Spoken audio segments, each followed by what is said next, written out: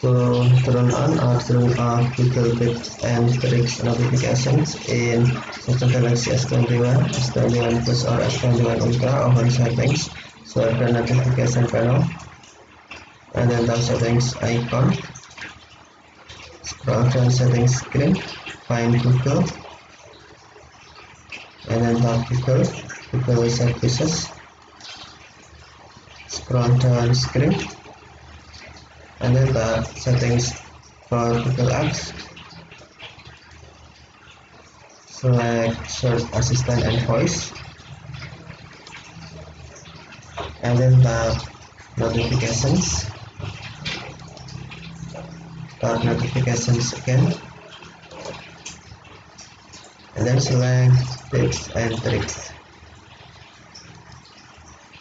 To turn on tips and tricks notification, tap notification switch until blue, or to turn off, tap switch until black or until white. Tap switch until blue to turn on, or tap switch until black or white to turn off. Okay, thank you for watching. Have a nice day.